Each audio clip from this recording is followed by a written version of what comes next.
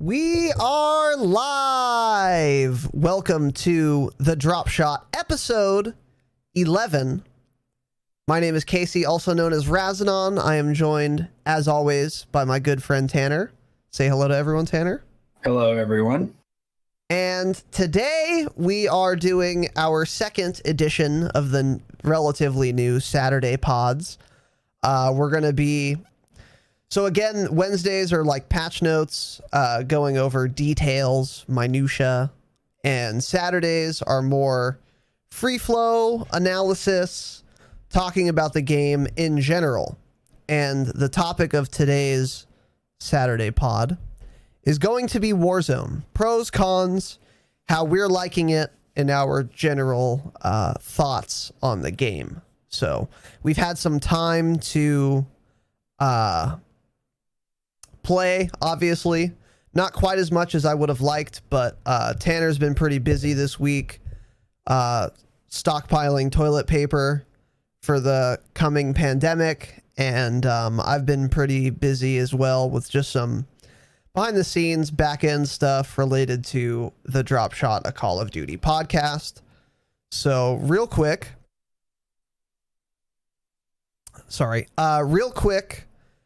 got a couple little announcements, and then we're going to get into it. So, announcement number 1. I'm making this announcement again. Join the fucking Discord. It's not hard. There's a panel for you that's conveniently at the bottom of the player if you're here live on Twitch. If you're not here live on Twitch, the Discord link will be in the show notes, the episode description. Please join that Discord. We've got a ton of shit going on. You can find a squad here. You can link videos, link clips, make suggestions. We have a small but vibrant and extremely humble community that is growing here in this Discord amongst the Dropshot family. And I would love to have you as a listener here. So... in addition to finding squads and just talking about COD in general, Warzone in general, asking other people for tips, asking other people for loadout suggestions and shit like that, I also have a couple channels that are, specifically related to the Dropshot, a Call of Duty podcast. One of those is a suggestions page, so you can just... make suggestions about the podcast in general, how we can improve it, in pretty much any way. So, hey, your audio sounds weird, or hey, you should do your graphics differently, or hey, you should talk about this, or hey, you should stream at this time, or you should put the podcast on this platform. Literally anything that's related to improving the listening and or viewing experience for you guys, we want to hear about it. Because we're trying to just make this as good as we possibly can. So literally any suggestion related to anything about improving the overall experience for you guys, I really want to field those suggestions. So join the Discord. There is a specific channel for these suggestions. I would love to hear yours. And then additionally, we're going to start doing call-ins soon. So another part of this Discord is a call-in applications page. Now that makes it sound like it's fucking applying to lease an apartment, and it's not that complicated.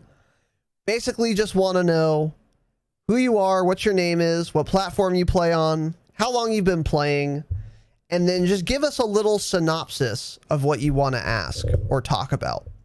So you could be like, hey, my name is Steve. I play on PS4.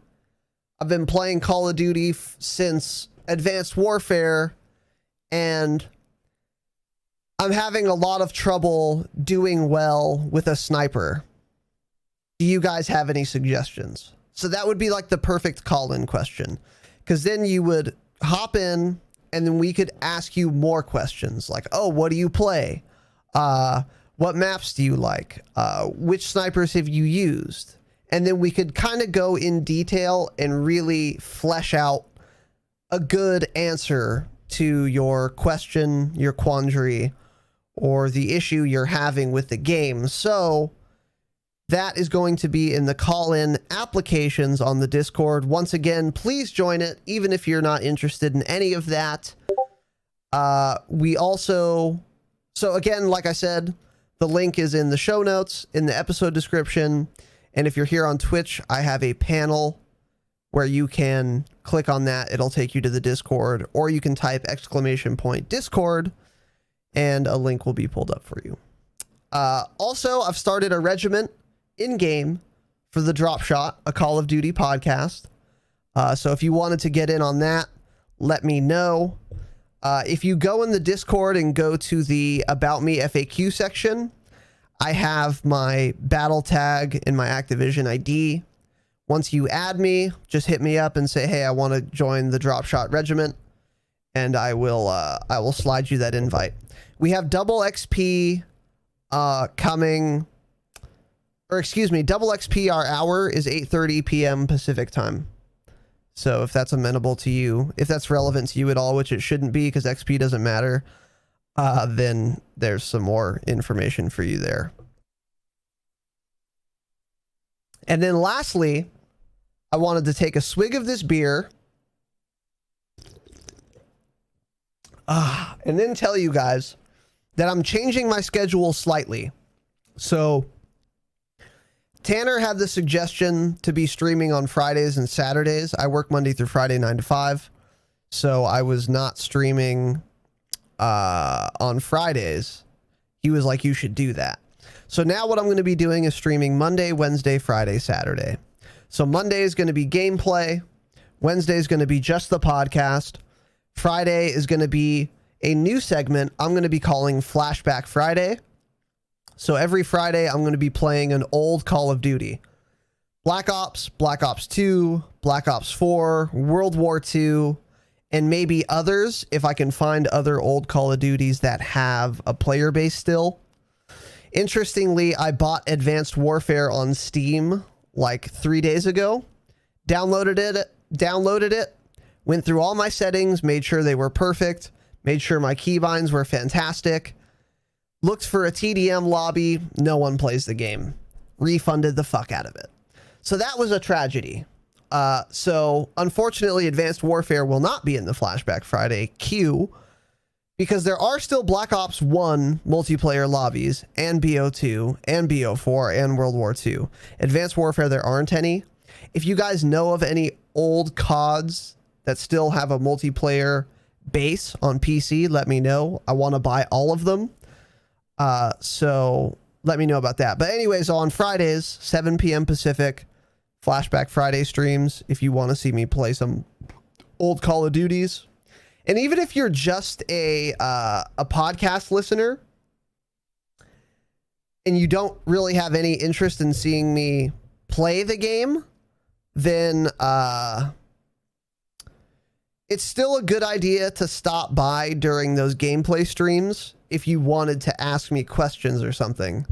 Because whether I'm doing the podcast or not, I really strongly pride myself on viewer interaction. So if you ask me a question during literally any stream, I'll be happy, willing, and able to answer it. So you could find me at these times. And then lastly, Saturday is going to be staying the same.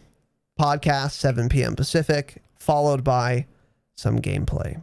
So that is it for the announcements. Tanner, did you have something you wanted to say? Because you typed in my Twitch chat, but you're a co-host, so I didn't want to ruin your whole thing you had going there. So Call of Duty 4 definitely still has a player base. If you want to play Call of Duty 4, I'll play Call of Duty 4 with you. Really? Yeah. Yes, I have the game. Dude. We're buying Call of Duty 4. All right, so next Friday, COD 4 with co-host of the Dropshot, Tanner. Fucking follow me on Twitch and be there. So I've got a couple... Stop. I've got a couple air horns to play. Tanner54, co-host of the Dropshot, a Call of Duty podcast, with the 10-month resub on Twitch Prime. Thanks, idiot bitch. I appreciate that. Let's just embezzle money from Amazon. And another for the exciting news of Flashback Fridays with Tanner, COD 4. All right, go ahead.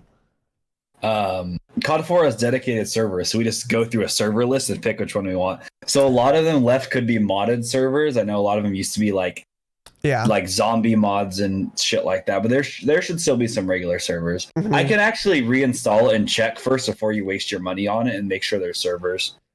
So I'll do that next week before you spend money on it. Well, it's probably what, $20? I mean, yeah, you have so much money, so there really you go. Now you get it. Okay, yeah. So I'm buying it. I'm buying it no matter what, right? So I mean, I think I can see the stacks of cash underneath your mattress actually from the stream. Yeah, dude. Well, with the coming global pandemic, you can't trust the banks anymore. So I withdrew all my money and stacked it under my mattress. So. That's actually funny. One of our owners went to go to the bank to deposit cash, and she came back and she told me, she was like, I was talking to the teller, and he was like, oh my gosh, you're one of the few people today that have deposited money. Everyone else has been taking it out. I'm like, really? God. That's fucking wild, dude. This was like 5 days ago too. That's crazy. We'll be getting into that briefly at the end of the pod, but what the fuck else was I going to say? Oh, Black Ops 1 has the same thing. It doesn't have Infinity Ward doesn't host the servers anymore, or Treyarch, excuse me. It's just like random people. So you go through the lobby list. Like there's a Black Ops 1 lobby in Dallas, Texas that is Nuketown 24/7 and no other modded thing. So there's no like, you don't move faster, you don't have unlimited ammo. It's completely normal rule set, except it's just TDM Nuketown 24/7. So that's been pretty fun. And it's in Texas. Probably drop a nuke on it. You could probably drop a nuke on that game, to be honest. Are there callable nukes in Black Ops 1? I don't think there are. I'm pretty sure there aren't. So. Oh, no, there wasn't in COD 4. Yeah, there was. No. MW2 had callable MW2 nukes. had them. Yeah, COD 4 didn't. Interesting. COD 2 also has dedicated servers. We may find games on that too. We'll look into it. Yeah, that'd be fun. Those would all be really fun. Those would be fun on Fridays too. Part of the reason I did it on Fridays is because if I'm playing like an older game, I don't give a fuck about anything. So Fridays are good to get drunk and then play an old game and just fuck around and do terribly, and I won't care. Because I don't work on Saturday, so. Plus, we're going to be quarantined, so yeah. I hit the wrong button. Well, I hit two buttons, so that's a rip. So, Kaylee, welcome, Queen. How are you? A Twitch can. I've never seen that emote before. Anyway. Don't do that one ever again. Yeah, that looks weird. It looks terrible. I can't believe that's a Twitch emote, too. It's way too small for the logo to be like, I don't know. I don't like it. Twitch should know better. So anyway, let's get into it. So the topic of today's episode is the trouble with Warzone. So I have a lot of thoughts on Warzone that we're going to get into right now. Tanner and I do have some stark disagreements, so that should be interesting for the listeners at home. And to start this episode, basically what I did was I constructed a pros and cons list. So we're going to go through these things, talk about them a little bit, and see where it goes. So we're going to start with the pros because this section, honestly, for me, is a lot fucking shorter than the cons. So let's get into it. The pros of Warzone, the battle royale in Call of Duty multiplayer. Kaylee says I'm good, and I agree with Tanner already. You're fucking trash, Kaylee. That's how I feel. Okay. So pros. Number 1, looting is super simplified and you never need to manage your inventory. Fantastic. I think Call of Duty did this perfectly. One of my problems with BRs of old is that you have to manage your inventory like you're playing World of Warcraft. I fucking hate that, especially in a BR. Like, dude, this is a first-person shooter. I am not trying to do inventory management. I don't want to see how many kilograms my fucking character has on their back. First of all, I live in the United Goddamn States of America, so don't ever give me a metric measurement again, number one. And number two, I'm just here to frag people. Give me the guns, give me the bullets, give me the grenades, and let me start left-clicking on kids' heads. Okay? That's all I want to do. And Call of Duty heeded my call and said, bet, Raz, we are not going to make looting complicated. Super simplified. You have room for everything always. It's really, really, really well done. Because you still have the armor and like the ammo and all of the elements of what an inventory accomplishes without all the bullshit pain in the ass stuff that old BRs brought in with the inventory. So I think that's great. Anything really to say about that, Tanner? I mean, I agree with you completely. They did it perfectly. I love how you can just run over and pick up ammo. That too. Yes. It's so annoying playing BRs and you have to pick up ammo. Like, just give me the ammo. Just fucking give it to me. Don't make me click. Don't. Exactly.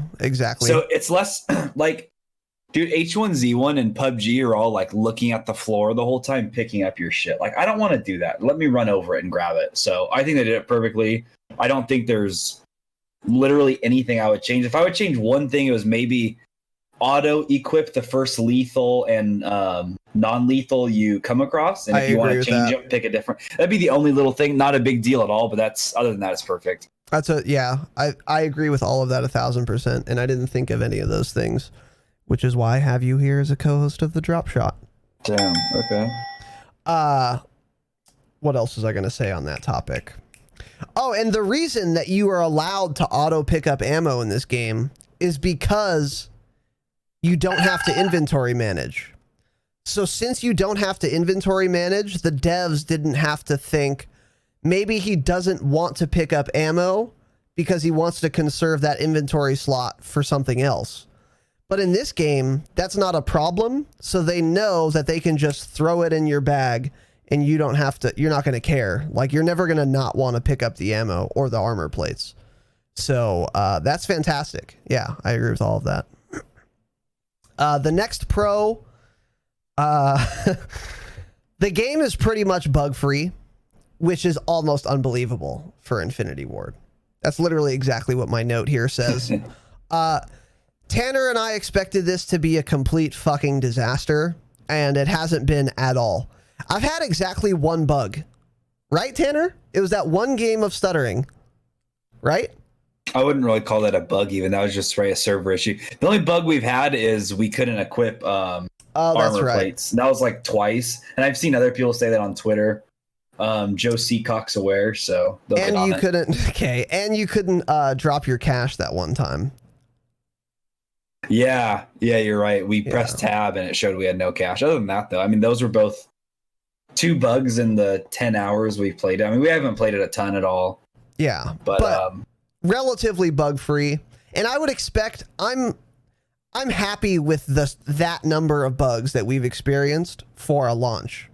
I think that's better than satisfactory. I think that's excellent.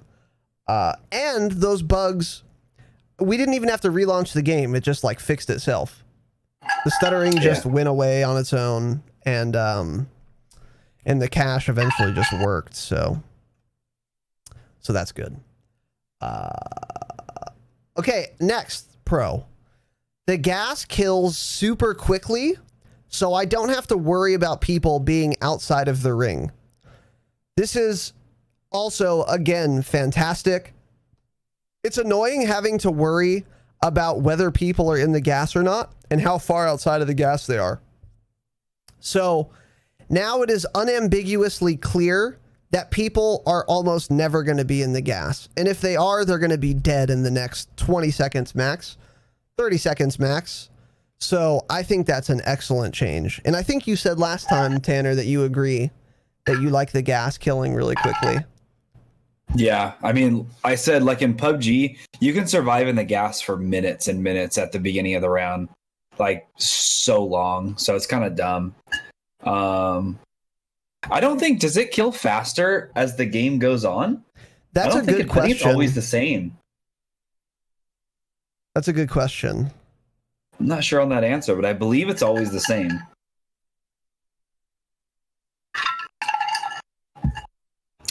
Give me 1 second.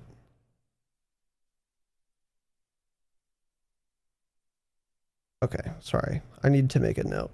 So Tanner, I need to not hear your ice again for this entire fucking podcast. How can you hear that? Is my mic just that good? Yeah. The mic is, yeah, I heard that. I heard that again. So keep that in mind. It's a little test. Okay. It's fine. The drink's almost gone anyway, so figure it out. Yeah. Okay. All right. So, but that's a good question. I don't know if the gas kills faster as the ring gets closer, but if it does, that's fine. And if it doesn't, that's fine too. Because even by default, like the first ring, it kills fast enough as far as I'm concerned. Yeah, it's good. Here, I'm not sure we agree, Tanner. So we're going to get into this. Population to map size ratio is good. The map is fucking huge, and there's also a metric fuck ton of people in the game. And I think the 150 or 200 people on a map this big is a good population density. What are your thoughts? No, I agree with you for the most part. Only because I think mostly because I've played PUBG and I know that you can go 10 minutes without seeing somebody in that game. So it's okay. I mean, yeah, I wouldn't say it's swaying, to be too many or too few plays. I think it's about right. But I mean, they keep saying they're going to up that number. I don't think 200 is going to be an issue. Here's what I would say. If it was 200 people for like duos or solos, that might be too many. And the reason I say that is I don't think the number of people on the map matters as much as the number of squads or teams on the map. So if we had 200 people, but each squad was 10 people, then that would only be 20 teams on that map. And that certainly wouldn't be too many. In fact, that would probably be too few. So as you reduce the squad size, you have to like reduce the player count. So if you have 200 people in solos, that's a lot of people and everyone's an enemy. And if you have 200 people for duos, you still have 100 teams on the map, which is a lot. Like right now we have 150 over 3. Quick maths, what is that? 50 teams? Oh, shit. 50 teams. Yeah, I think so, man. Hold on, let's get out the calculator. What was those numbers again? 150 over 3. It's 50. 150 divided by 3. It is confirmed to be 50 teams. You are correct, Razanon. Okay, so we've confirmed that it's 50 teams. So like even if you make that duos, it becomes 75 teams. That's a lot more enemies for the same number of people. You know what I'm saying? So I don't know. But anyways, right now I think the population to map size ratio is pretty good. Up next, Tanner, why don't you tell us what your thoughts are on the gulag system? The gulag system. Okay, so our internal notes, top secret, you guys won't ever see them. Our internal notes made by Razanon say gulag system is good. Okay. Okay. He's wrong because it's shit. So here's the thing. I can self-revive. I can get downed and rezzed again. I can get bought back at a buy station. Mm-hmm. Don't make me go through the gulag. I don't care. I don't want to be alive again. Kill me. I don't want to be alive again if I have to go. It's not fun. It's stupid. It doesn't make any sense. They just got bored with their ideas. I get it. They tried to do something different none of the other BRs did. It's dumb. I don't like it. Listen, if I go down, if I don't get rezzed, make them buy me back. Now, it would make more sense if the buy stations were gone. Self-revive, whatever. Yeah, pick me up when I'm down. But either have the gulag or have the buy back your teammate. Don't do both. Interesting. That's my main thing. Don't do both. Like I tagged you in a couple of memes the other day of like when I die for the 7th time in Warzone and drop back into the action. Like everybody knows it. It's the only BR where I can fucking die like 11 times and still be playing the game. Kill me. Yeah. Yeah. Okay. Interesting. So you're saying you are okay with the buyback system? I'm okay with the buyback or the gulag, not both. I would prefer just the buyback. If that's the case, then basically if you win the 1v1 in the gulag, all you've done is saved your team. No, that's not true. I was going to say all you've done is saved your team $4,500. But also, they have to actually make it to a buy station and buy you. So it's not as simple as just draining the money. So, yeah. Some interesting points. I like the gulag system because, first of all, you can only do it once. And the gulag system is cut off once the number of players is below a certain number. So it's not like you can always do it. And even if you do win in the gulag, first of all, only one of 2 people wins in the gulag, obviously. So, like, it's not like everyone who goes to the gulag comes back. So it's not as big of an issue as you're saying, where it's like, oh, everyone gets a free respawn. It's like, no, only half the people that die get a free respawn, maybe a little more, because sometimes there are no prisoners. So,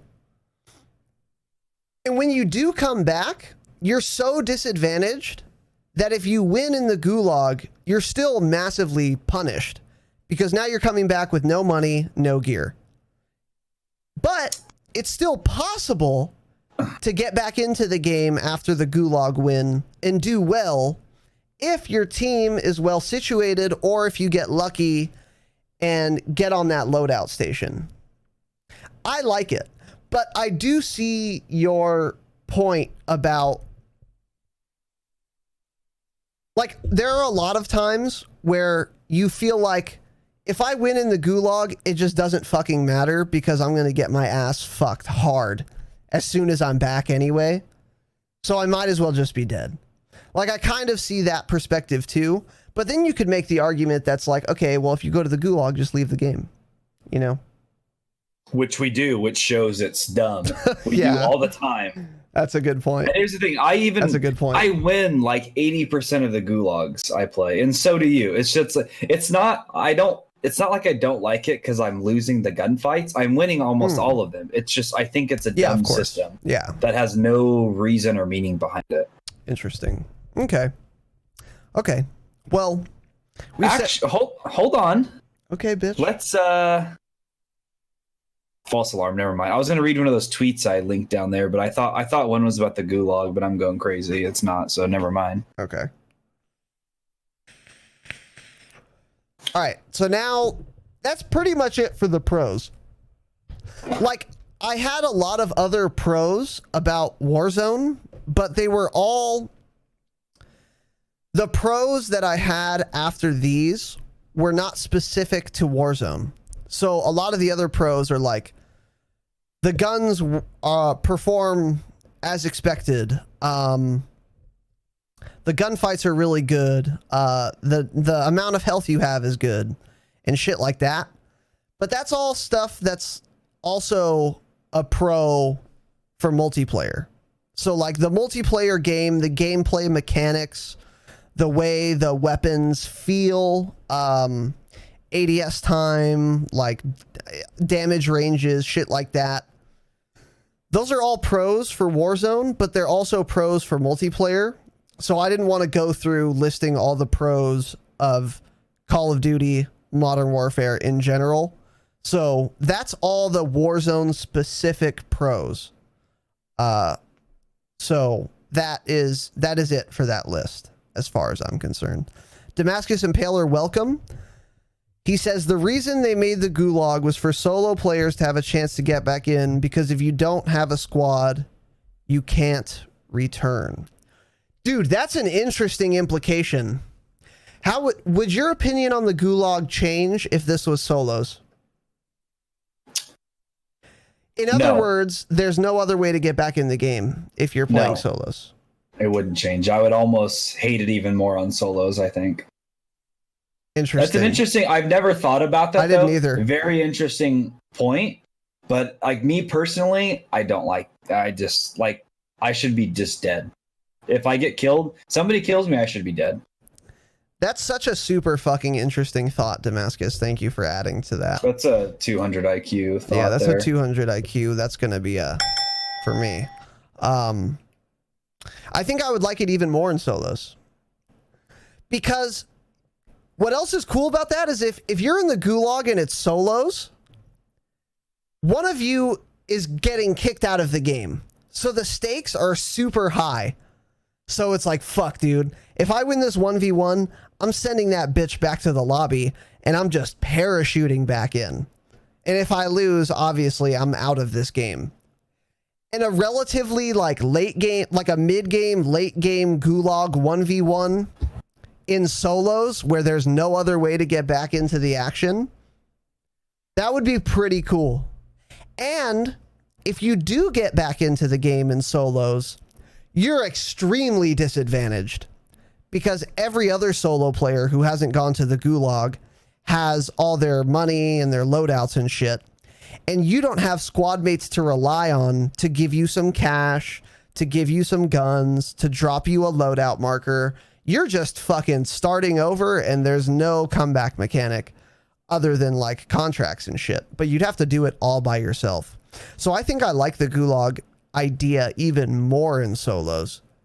But that's something I would have to try for myself to really firm up my opinion on that. So... yeah, super interesting thought, though. Never thought about that. See, that's why we do this live on twitch.tv/Razanon. The viewer interaction, the questions, the things we don't think of. Exactly. Tanner gets it. He hit the nail on the head there. So if you wanted to join the chat live and tell us your 200 IQ thoughts, like Damascus Impaler here has, make sure you follow the stream at twitch.tv/Razanon. If you're listening to this on your podcast app, I appreciate it, but you could listen live. Once again, they're streamed Wednesdays and Saturday evenings at 7 p.m. Pacific time, typically. If the schedule is going to deviate from that, I will be sure to tell you beforehand on Twitter. So follow me on Twitter at Razanon, Razinon. And you can also follow Tanner on Twitter at TANNERRRR54. So when you do add him or follow him on Twitter, you can make your first tweet at TANNERRRR54. Hey, Tanner, change your fucking handle. So keep that all in mind. Yeah, Kaylee lives in Australia, so she'd have to pay like 1,000 buckaroos or whatever the fuck they use there to sub. 1,000 kangaroos. Yeah. Yeah, exactly. So she's forgiven. So thank you, Kaylee. Glad you like my haircut. It's a high fade, as the lady called it. I said, hey, give me a fade to 0. And she's like, how short do you want it on top? And I said, bitch, I want it short. And then she said, how high do you want the fade? I said, I don't fucking know. Figure it out. I don't care. She's like, all right. And then she gave me a nice haircut. So you said, listen, I don't leave the fucking house. Just cut my hair. Yeah, exactly. I don't care. I said, this is going to be the last haircut I get before the global pandemic wipes out 30% of humanity. So cut it real short so I don't have to get a haircut again for a while. Because this thing is going to have to last me. So we're going to get into that briefly. So we'll get into that. Let's get to the cons. So let's get to these fucking cons. Go ahead, Tanner. Oh, wait. Yeah. Okay. Con number 1. This is something we agree on, I know.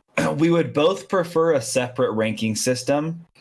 Another thing, there's no emblems or calling cards specific and very few challenges. So, you know, I don't know. It kind of doesn't make any sense into the separate ranking system because players that just started playing this and have never played Call of Duty, I mean, they don't have loadout drops. So maybe that's why we're always playing against good players, because the bad players are all dead because they don't have M4s. That's exactly what I'm going to say when we get to that point. So pretend you didn't say that so you can make your argument, and then I can shit all over it with what you just said. We'll get keep to that again. Mind. So we'll figure it out. Okay. So we'll get to it. Go on. I mean, imagine winning a Warzone match though, and you don't even get an emblem or a calling card for it. Like, I know.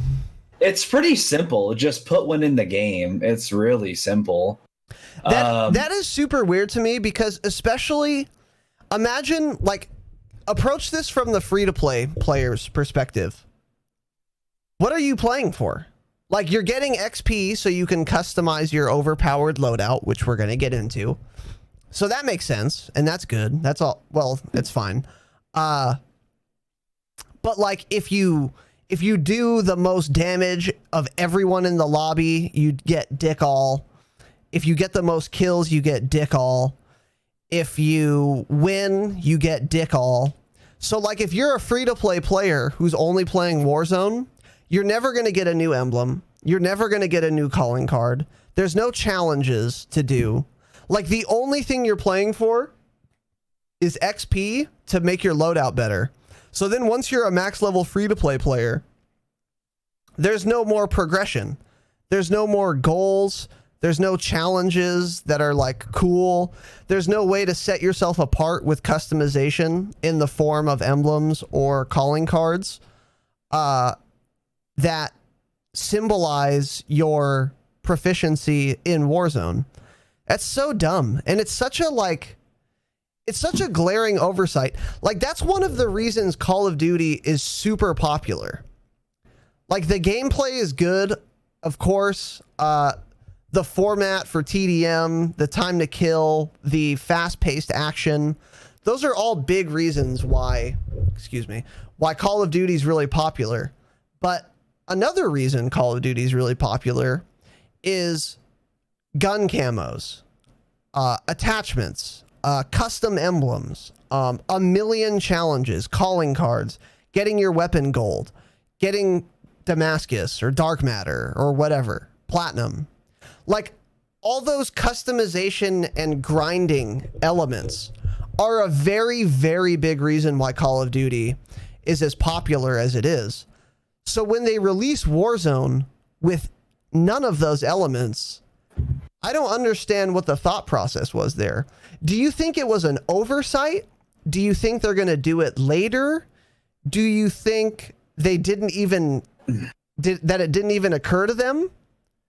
Do you think they wanted to just push out Warzone right away and like they're eventually going to do calling cards and emblems? Like, what do you think went through Infinity Ward's head when they neglected to add all of these elements? My only thought is, since it's free to play, they're expecting a long life cycle, more than what the multiplayer life cycle will be, which will essentially end in October when the next Call of Duty comes out. So since it's free to play, I think they're going to expand on it a lot. When you think about it that way, when multiplayer is dead in 7 months, there will have to be a different ranking system for Warzone. There will have to be. It's going to have its own ranking system.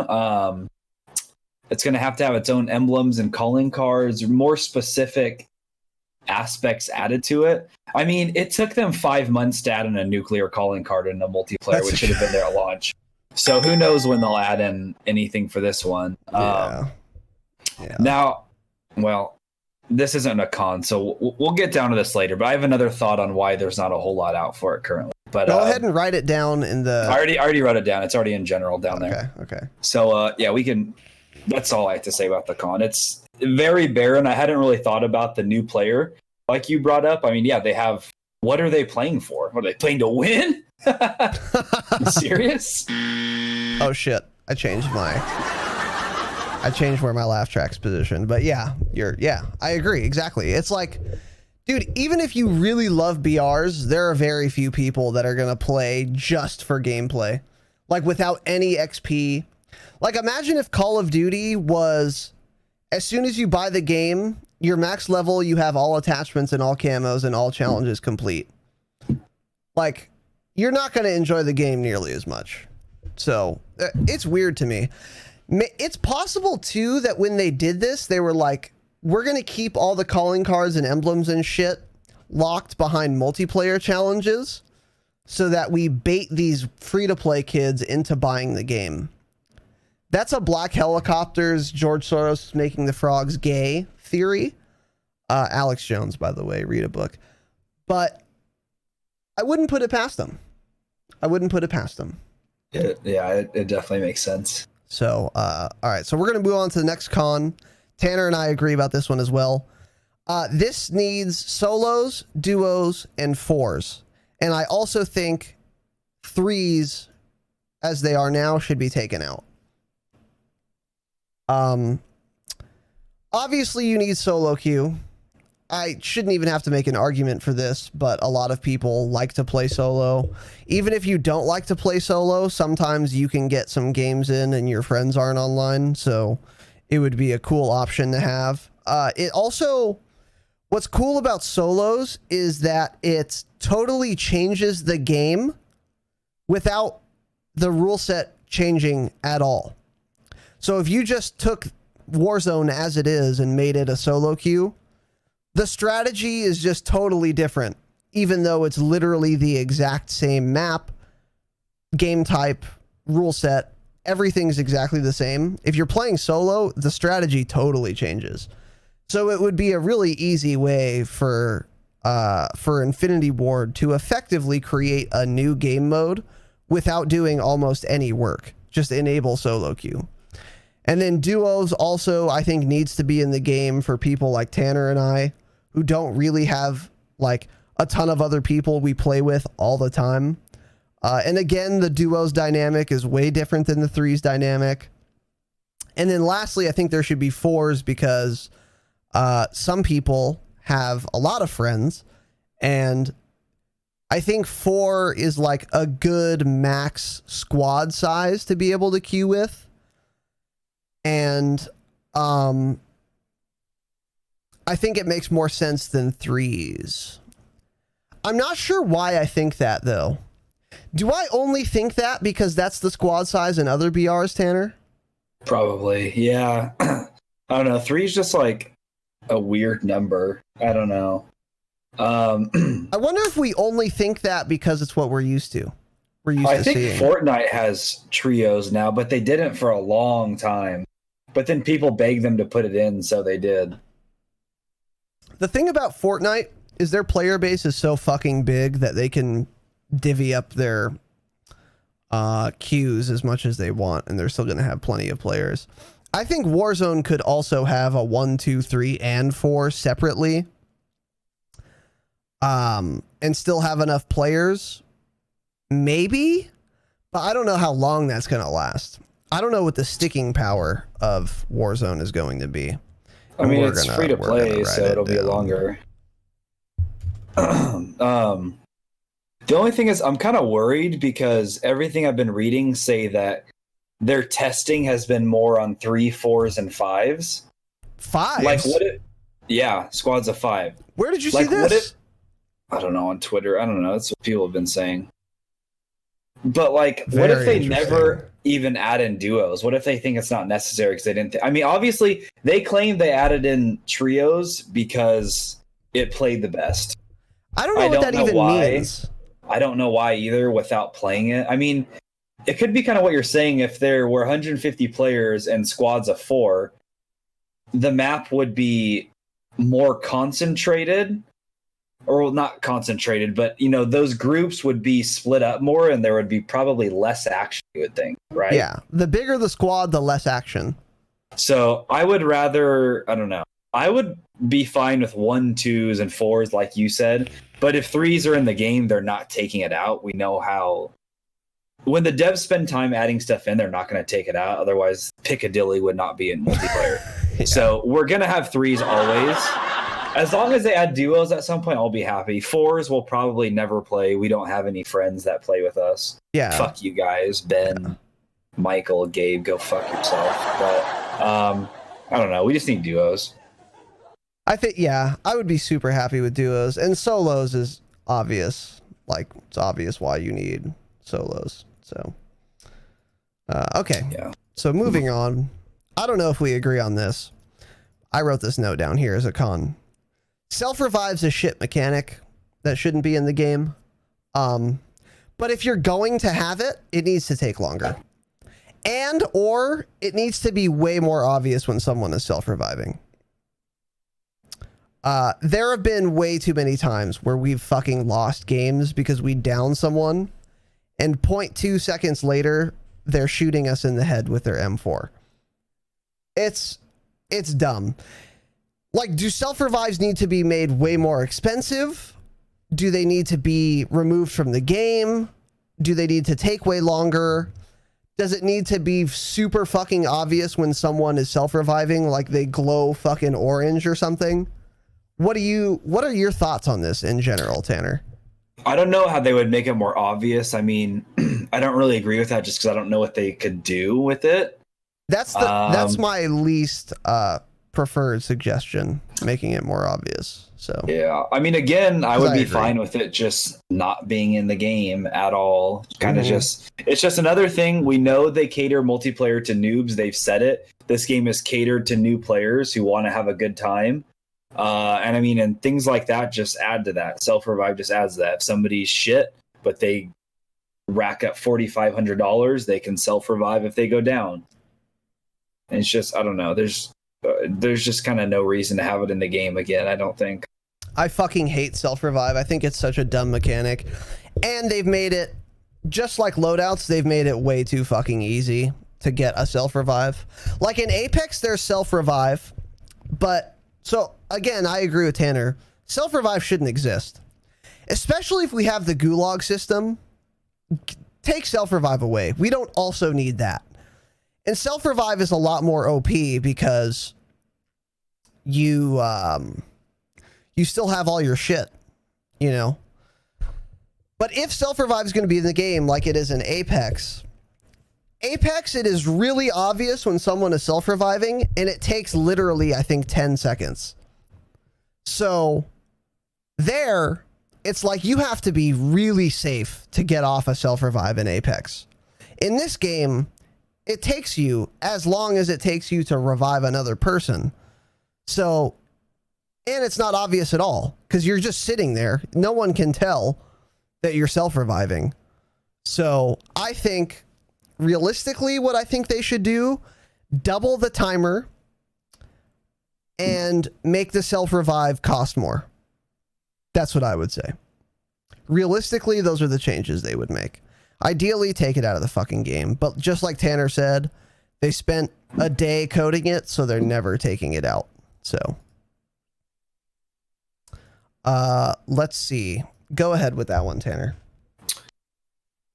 Okay. The map is slightly too campy. It plays too slow. And when you compare this to PUBG's map is much more open. It's more just vast open desert. You're in more gunfights in certain areas of the map.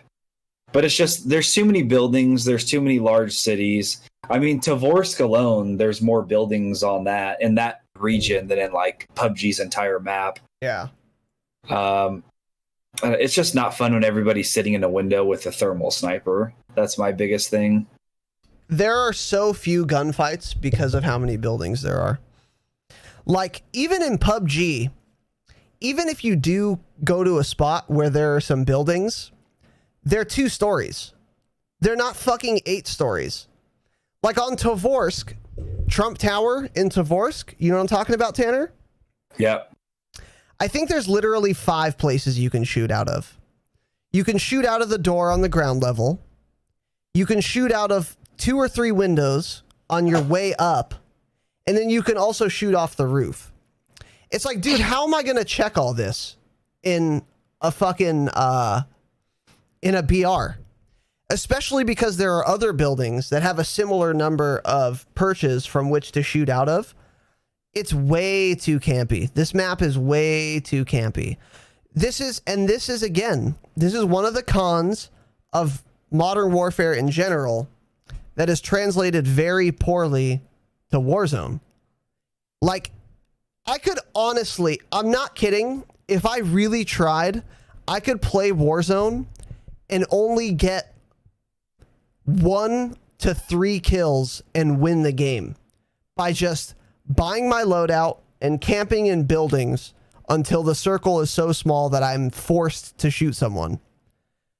But that should not be how the game plays. Like, PUBG is so open and everything is just a hill or like a field. And every time you're running around, you still have to be careful 360 degrees around you. But if there's someone else around within 300 meters, you'll see them on the ground. So then you have to start doing your gunfight. And there are trees and rocks in PUBG, so it's not like you don't have any cover. There's still cover, but there aren't places to hide where you're protected from 360 degrees around. So if I'm in a building, the only way I'm getting shot in that building, if I'm not looking out the window, is if someone comes upstairs and enters the building. But in PUBG, if I have cover behind a rock or a tree, I only have cover in a 90-degree cone, a 45-degree cone, probably. So I'm still going to be in trouble elsewhere around me.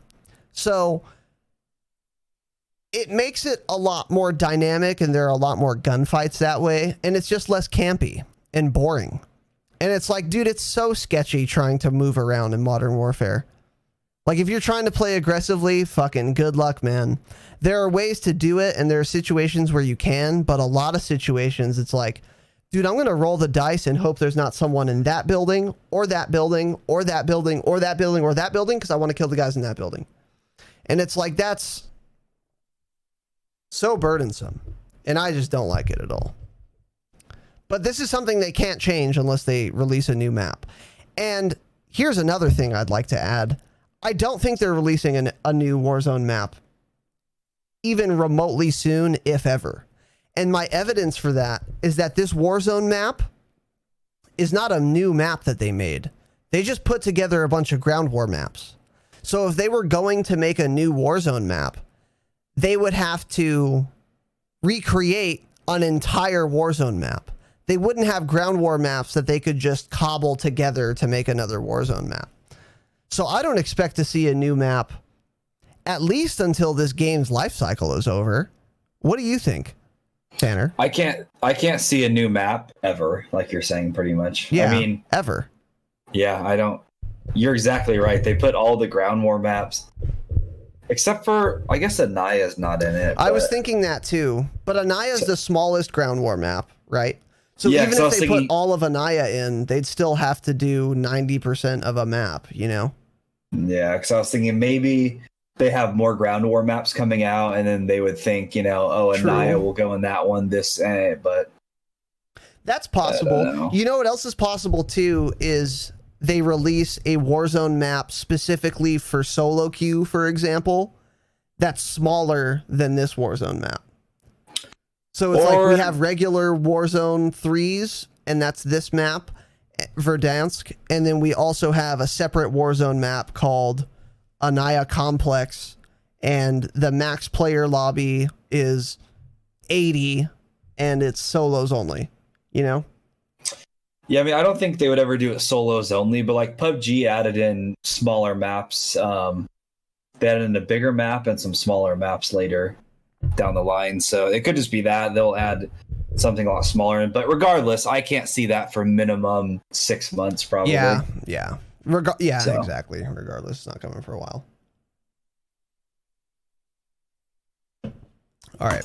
And then Tanner brought this to my attention.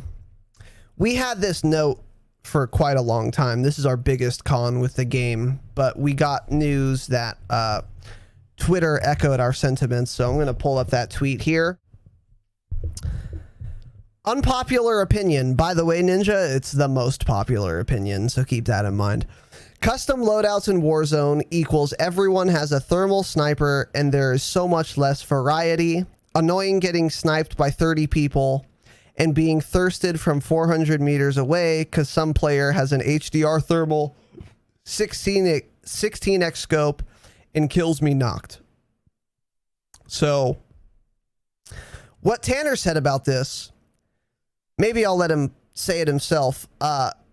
What is Ninja's track record with tweeting about games changing and the subsequent fallout?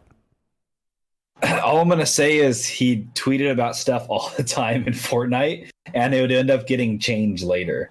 Because he brings he's like the biggest name in gaming. So he brings that attention to devs. They see, look, it has 18,000 likes. A lot of people were agreeing with him, but it even got to the point where even Ben, who didn't play Fortnite much, was always like, well, Ninja's complaining about this shotgun. It means Fortnite's going to take it out of the game. Like, it was just a thing. Like, if Ninja says it, it gets changed. So, yeah. I'm glad he's saying it. It gets a lot of visibility out there for what we believe also. Yeah, we do. We believe this completely. And there also have been times where Joe Seacott and I think other devs from Infinity Ward have replied to Ninja's tweets about the game. I think he said something about gunfight.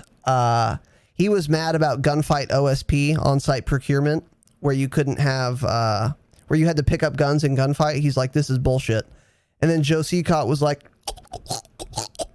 that was a poor impression of a blowjob. Damn, yeah. Sorry, Ninja. We're going to take it out ASAP. And literally in the next playlist update, OSP was gone. So Tanner's right about this, I think. I think this bodes well for what Tanner and I think.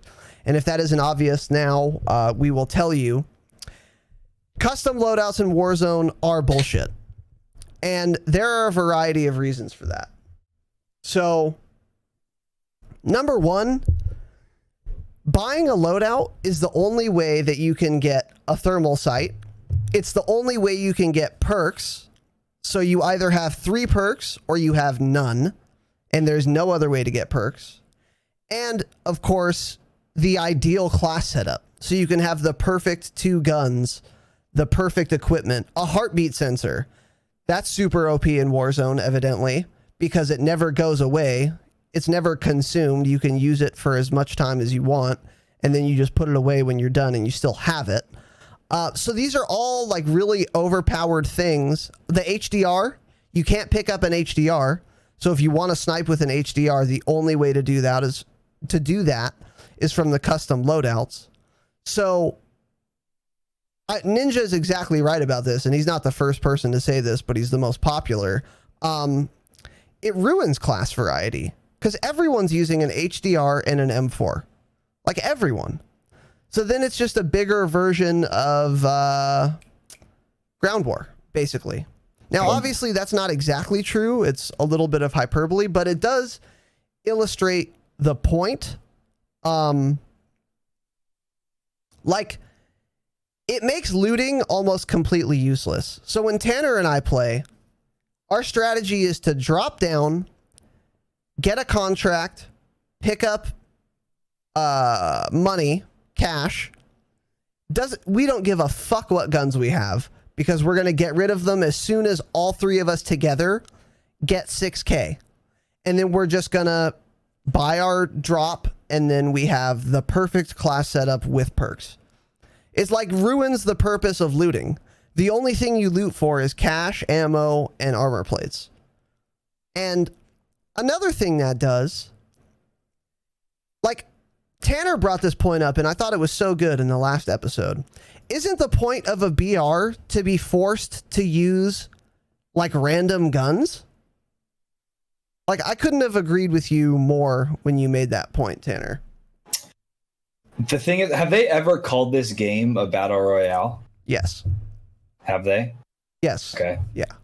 So I was gonna say maybe they're just kind of acting like, oh, it's our own game mode. It's Warzone. It's not a battle royale. So they're kind of just doing their own version of it. I guess it could be whatever, but I'm curious what you think about this, because I think I could argue either way, but I have my suspicion. Do you think when they added this loadout drop that they knew how easy it was to get and how strong it was? Or do you think they just overlooked how good it is and how cheap it is? I feel like they may have overlooked it, but with all of the big YouTubers and stuff testing the game a week before, you would think none of them would have liked it unless they only got like 2 hours of playing and didn't really get to test it much, you know? That's a really good point. Wouldn't every single one of them been complaining about it? Because Swag complains about it now. Do you think he said something right away? That's a good point. That's a good point. I don't know. But I feel like because it's so fucking easy to get and it's so OP, I feel like the point of Warzone, like that's the intended strategy. I feel like it wasn't an oversight. This is what they want you to do. They want everyone to have their custom loadout relatively soon. And that's why they made it so easy to get. You know? Why do you think that would be, though? Why would they want that? Maybe to distinguish themselves from other BRs. Make it different. You know? Like Itchy was saying in our friend Itchy, we have a little Instagram group chat. And he was saying he likes this mechanic because it's different from other BRs. He's like, I like having the BR mode, but being able to use like a class setup and weapons I'm really comfortable with. But I think that defeats the purpose of a BR.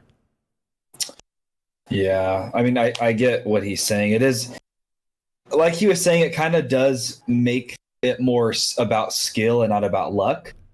And less random when you have your own loadout. Kind of. But, yeah. I don't know. I can use my Damascus M4 in multiplayer, you know? Yeah. Like, also, if there were just more decent random guns that dropped and a variety that was 400 times the amount that they have now, then maybe people wouldn't even worry about it so much and be like, holy shit, I just got this dope gold M4 class. I'll pick this thing up, or like, you know, this certain AK class, I'll run this. Yeah, I think they could make it less about luck if, like you said, they just increased the variety and the density. Like make more guns spawn and more ammo spawn, so that way you can reliably at least get the type of weapon you want pretty much every game. Yeah. So, I don't know. But my suggestion to balance these loadout drops, here's what I would do. Make the loadout drops unbuyable. So take it out of the kiosk. You can no longer buy loadout drops. The only way anyone should get a loadout is from picking up the random drops that are already in the game a couple of times a game.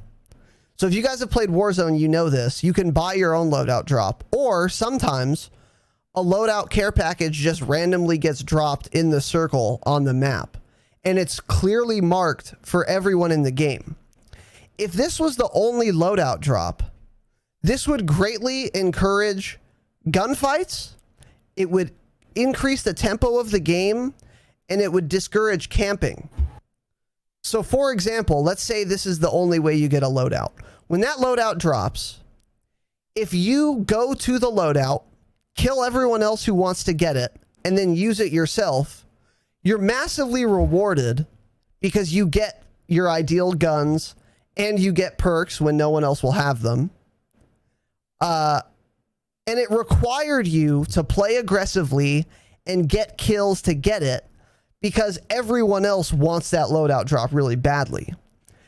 And if you're the type who will just camp and hide and just like avoid conflict until the very last ring, if you're this type of player,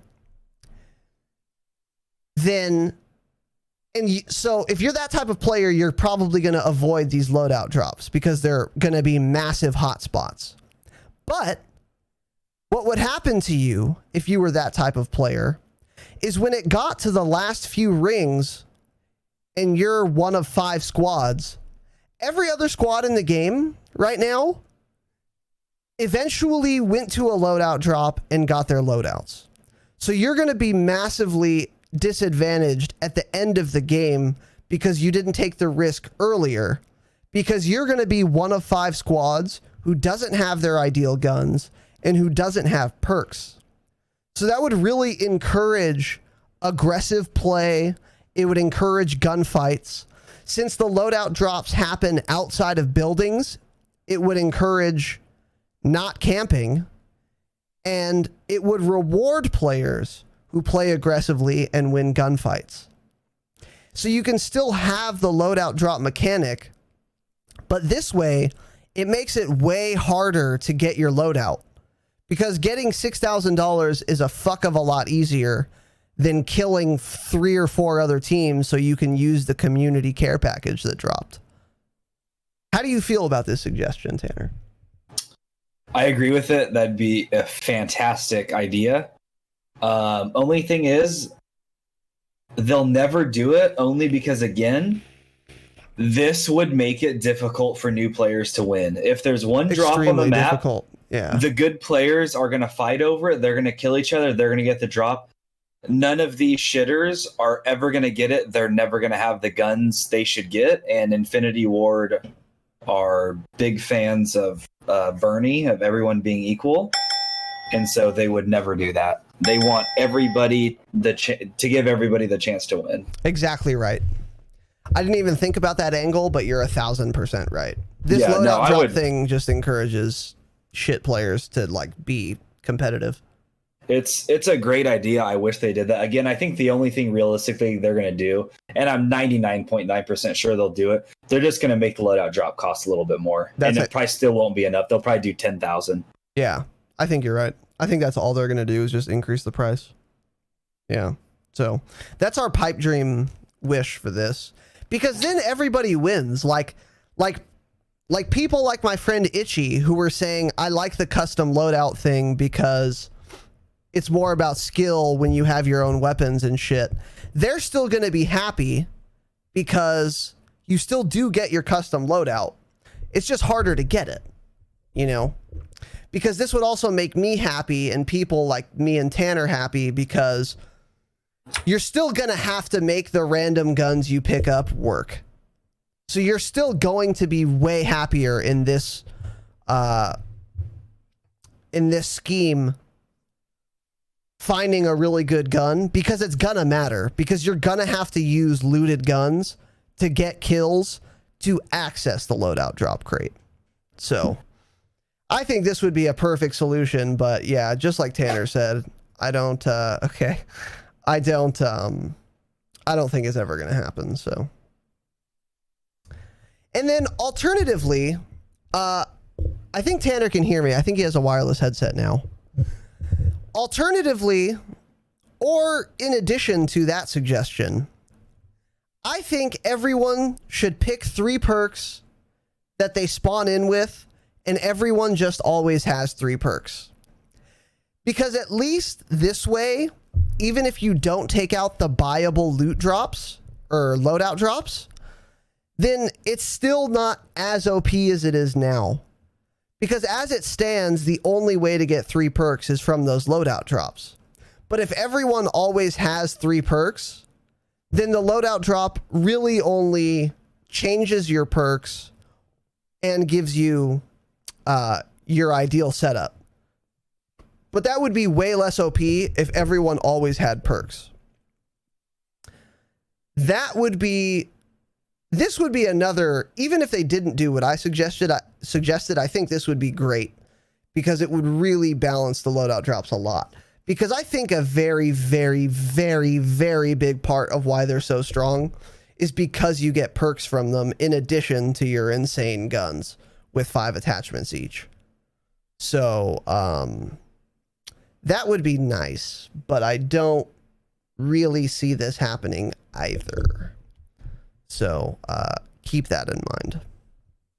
I am curious what Tanner's thoughts on that are, but I'm going to take a fat rip of my vape here. So give me 1 second. So Tanner did not hear that. So Tanner, what do you think about everyone having 3 perks at the beginning of the game?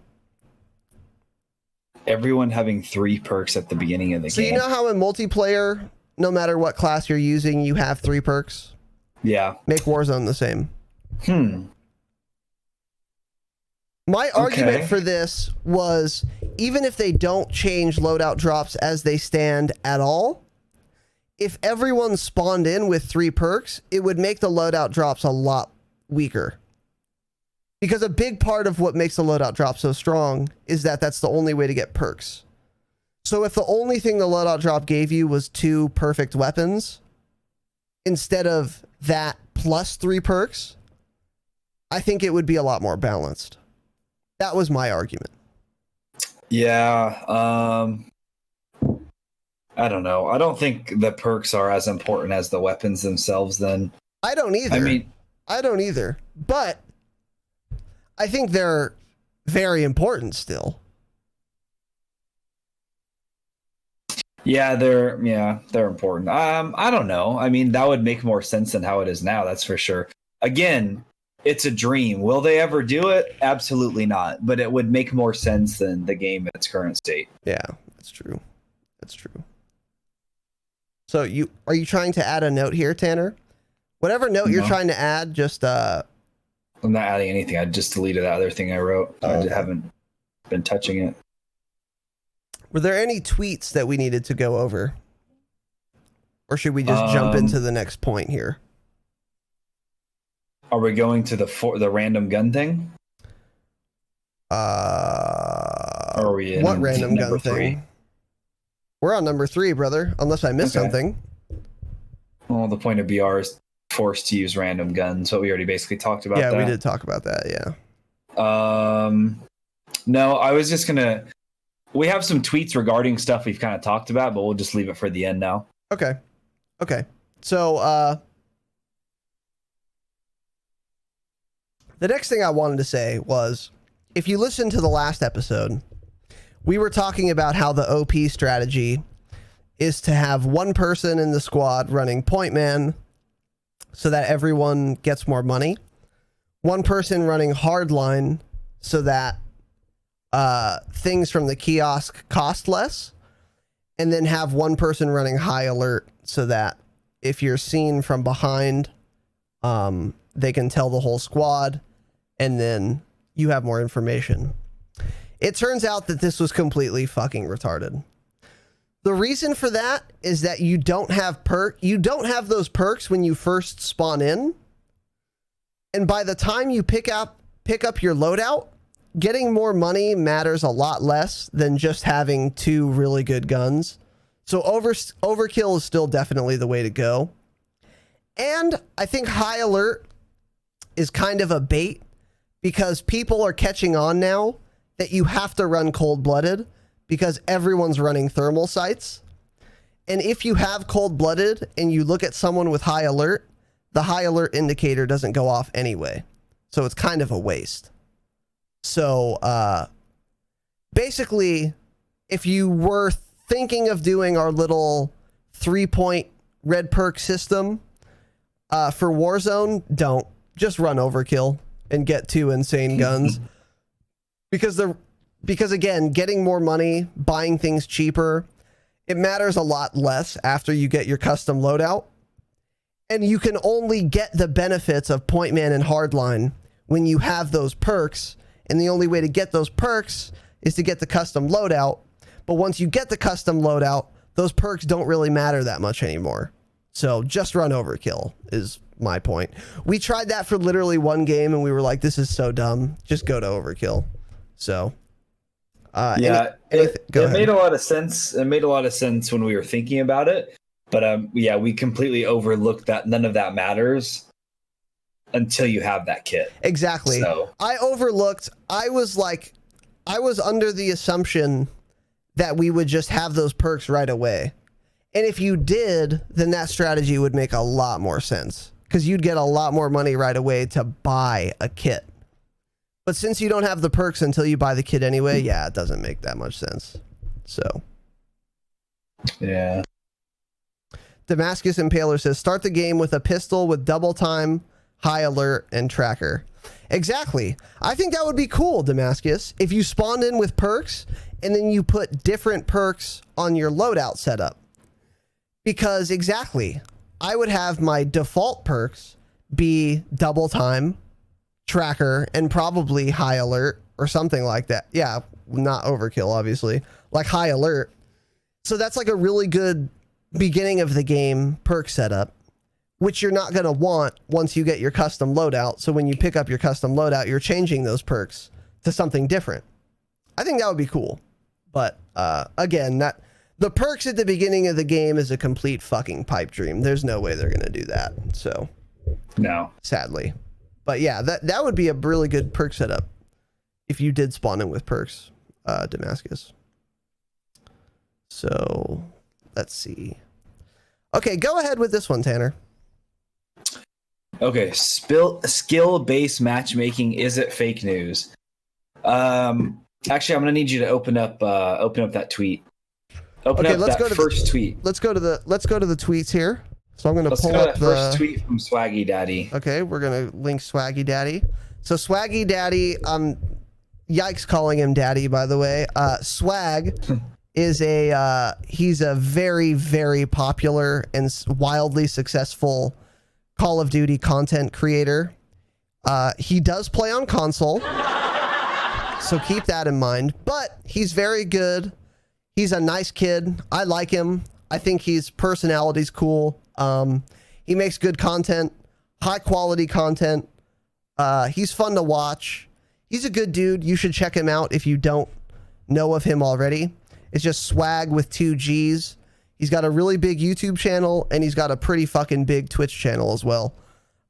So all of that to say, he's very popular. So his tweets carry a lot of weight within the community because he has such a big following. And go ahead, Tanner, and what did you want to say about this tweet? So Swag tweeted out, "No skill-based matchmaking in Warzone, huh? Every kill has been a hard kill, and at least one guy has Damascus, lol." So yeah, like Razanol was saying, I mean, this guy is invited to all the Call of Duty events. He's been in the community, not as long as some others, but he's grown quicker than a lot of others have. And I mean, we feel that too. I mean, we played for between 8 and 10 hours, trios, us two and 2 different thirds, for about half the time each, about 4 hours and 4 hours or so. We only won 1 game. We got like 3rd place once, and I think then like 5th place. Other than that, that was it, right? Yes. I mean, nothing even close to winning. There are a lot of reasons for that. So, but it's not like we were trying our absolute hardest every game. Yeah, but I mean, but we were not trying at all. So yeah, like we were putting in most of our effort. So go ahead. Yeah, I mean, let's just basically put it this way. I never once came across a team of bots whatsoever. Nobody was bad. Now, that could just be because there's so many people playing the game right now. Every big Twitch streamer is playing it right now, you know, at least for the next week or two. That could be it. There's just a really, you know, high-skilled player base. And there's just so many people playing it that we just so happen to get matched up against better players. But the devs have confirmed, supposedly, there's no skill-based matchmaking whatsoever in Warzone. But it doesn't feel that way. And that's, you know, there's people starting to notice that. And I mean, especially coming from somebody who goes to all the Call of Duty events, talks to the devs all the time, tweets at them all the time, they always respond. I mean, if he's feeling that way too, then I don't know. I think that carries some weight. I think it does carry some weight, but I do not think there's skill-based matchmaking in Warzone. And my 2 reasons for that are, number 1, I really don't think they would risk saying there's no skill-based matchmaking if there was, because you never know if something is going to come out.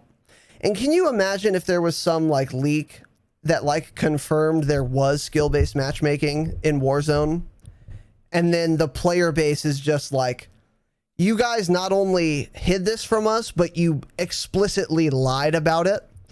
I don't think that would be worth the risk to them, because if there wasn't skill-based matchmaking, they could have just ignored that question, which is exactly what they've done for 6s and 10s. People have asked him about skill-based matchmaking ad nauseum, and they just don't answer. They just never answer. I think they would have done the same thing for Warzone. That's evidence piece number 1. Number 2, I feel like everyone feels this way because all of the terrible players are dead right away. So every time you see someone past 10 minutes in a Warzone, it's someone who has survived long enough to kill all the other fucking atrocious players. So of course every gunfight is not super easy because every gunfight is with another squad that has had to kill a couple other squads to make it this far. You know what I'm saying? Yeah, it's a good point. It's a good point. So that's why I feel like there is no skill-based matchmaking. I don't think for the, basically, again, for those 2 reasons, I just don't see it. Yeah. Okay. So, well, we'll go with that. Okay. We'll listen to the devs. That's fine. We'll believe them. All right. So let's take a look at some other tweets here. So Swag again on banning overkill. So Tanner, you wanted to highlight this tweet. What did you want to say about this? This is another one. Swag tweeted at Joe Seacott and Art Peasant, both devs. Ban overkill from Warzone, force people to snipe to be stuck with a pistol. So everyone's running a thermal HDR. We know that.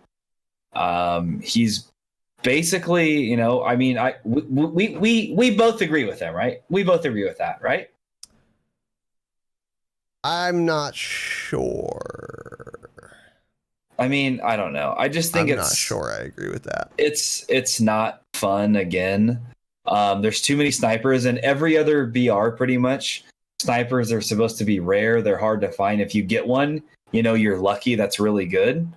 And they can do a lot of damage. And in this game, it's just, I mean, I would say out of 150 players, there's probably at least 90 of them rocking overkill once they get their custom loadout. And it's just too many. Again, it just adds to the repetitive nature of how the game currently is. I don't like the idea of allowing custom loadouts, but also banning shit. Like, I agree that this is fucking annoying, but this is why you need to take out custom loadouts. Yeah. You know what I'm saying? Like, I don't see it so much as needing to ban overkill as much as I see it as ban custom loadouts. But maybe you could do this. I don't know. I would have to think about this more, honestly. I mean, hey, once again, banning custom loadouts would solve all of this, and I would still be happy. But while we're on that topic, another tweet here from JCap, who's another console Call of Duty pro. Yes. Been a He's not a pro. Oh, wait, JCap's a pro, sorry. I think he took a year off. I don't know. He's kind of washed, to be honest. I was thinking of JGod, who's not a pro. Okay. But no. JCap's he's past his prime. But anyways, okay. He tweeted out, got to take the loadout drop out of Warzone completely, IMO. Actually make it so there's some gun diversity and drops and not just the same 4 guns. Seriously, why is there such a lack of guns in actual loot with 18 question marks?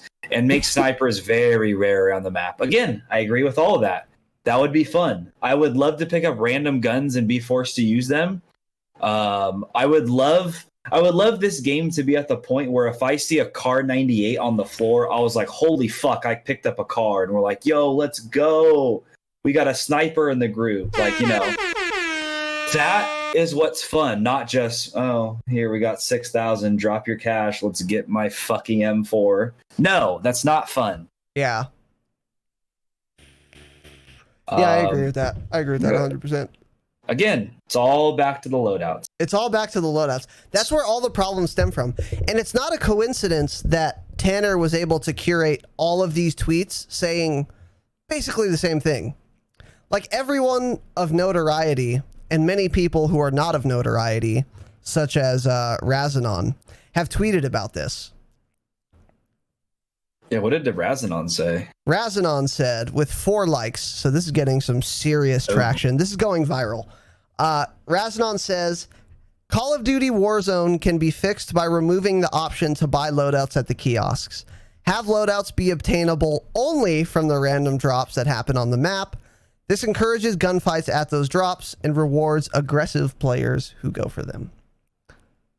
And we've heard from Razanon talk about this at length on this episode of the Dropshot. I'm Razanon, by the way. I just wanted to show my own Twitter profile, which you can follow at Razanon. So keep that right the fuck in mind.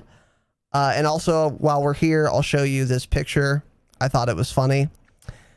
Global pandemic, federally mandated quarantine, social distancing, limiting human contact, and staying indoors. I've prepared for this moment my entire goddamn life. And it's a picture of me behind my absolute fucking unit of a station. 3 monitors, Go XLR mix amp, XLR fucking mic on my Rode Procaster mic stand, pop figures, and my insanely wide back. Just so fucking wide. I need a bigger chair for how wide my back is. These are all in the picture. And if you wanted to see this picture, once again, follow me on Twitter at RAZINON. So you should scroll down and see what the reply said for that tweet. And Tanner at TANNERRRR54 replied, "That's already your life, LMAO." So that's going to be a... he ain't wrong. Whoever posted that isn't wrong. Yeah, he ain't wrong. So you can follow Tanner as well. He's also on Twitter. Co-host of the Dropshot, a Call of Duty podcast. Damn, dude, I almost have that same outfit on right now, except for that blue shirt is a different long sleeve. Yeah, you've got the baseball tee, right? What is it called? It's the close. It's a close setup. It's a close match. So, all right, let's get going with this. So, swag ban overkill. We already went over that. So all the tweets are done. We're at the here's where we are. WZ. Yeah, that's where we are. Will Warzone stick? Will Warzone stick? Tanner. Yes. How long? It's free to play, made by a AAA title. It'll stick. AAA. Okay. Ostensibly AAA. In theory, it will AAA. Stick. Minimum 1 year. This game will still have a player base in the beginning of next year. A decent sized player base at that. Let me put it to you this way. Number 1, do you think there's going to be another Call of Duty BR next year with Black Ops 5? No. Okay. Absolutely fucking not. I agree with that. So, probably another Call of Duty BR the year following? Maybe. We'll see. So, I don't know. Is your assertion that this Warzone or this BR will stick until the next Call of Duty BR, whenever that may be? Well, in its current state, no. Now, here was another point that we can tie into this that I just put down on the notes. Okay.